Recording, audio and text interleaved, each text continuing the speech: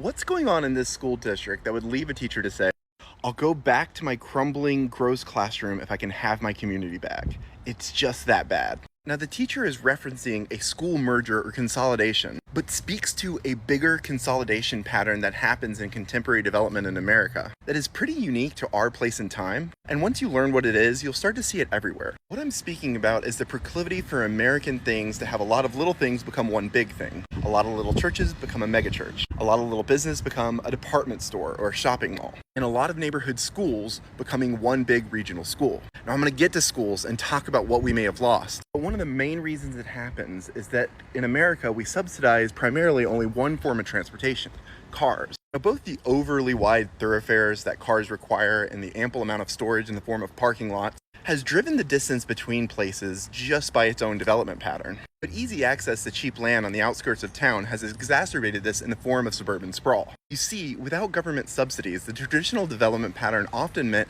tight, close-together neighborhoods. Even in small towns, the downtowns were like this. And in big towns, you had lots of little neighborhoods that sort of replicated a small town's downtown. And what this type of density brings is tax revenue that can afford its own infrastructure. But the more you spread things out, the more a city will struggle to maintain its infrastructure. The suburban development pattern doesn't bring in the tax revenue commensurate to the infrastructure it requires. So with a spread out city and lots of things to do, it makes things like walking and biking infeasible so that you have to take a car everywhere. This creates a vicious cycle which further spreads things out. On top of that, city and county school districts are also pinched when it comes to the budget and need to make decisions solely on efficiency. This means when multiple neighborhood schools begin to fall into a state of disrepair, it's easier to build one big school or one big place where you could probably have smaller class sizes and still have less overall staff to pay and an overall lower overhead in maintaining one building. But what do we lose when we lose these neighborhood schools? For one, kids lose the ability to walk and ride and roll to school. Now, there are studies that show that physical activity before school increases mental focus throughout the school day. But also, kids having that sort of autonomy to go somewhere in their neighborhood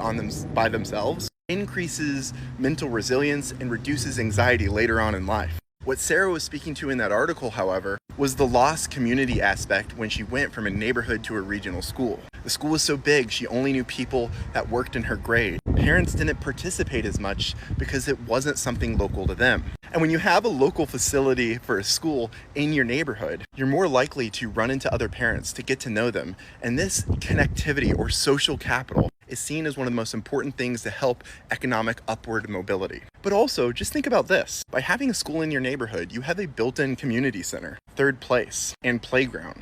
Someone pointed out to me that the park at the neighborhood school in my neighborhood has dozens of families there every single night. But what about all the people that don't have kids, that think this doesn't bother me, just do the cheapest option, I'm okay with a regional school? Regional schools increase traffic as people have to drive a disproportionate amount of miles to get to that school and don't have the option to walk or ride, therefore eliminating cars on the road. But more than that, while kids might make up 20% of our population, my friend Coach Balto likes to say they make 100% of our future. Now, I don't want to oversimplify the issue. There's a lot that goes into this choice of school consolidation, but I'm the firm believer that what's driving it is not so much a market decision or a pure educational one based on a pedagogy. It's forcing the hands of our cities and counties to react to the status of our built environment.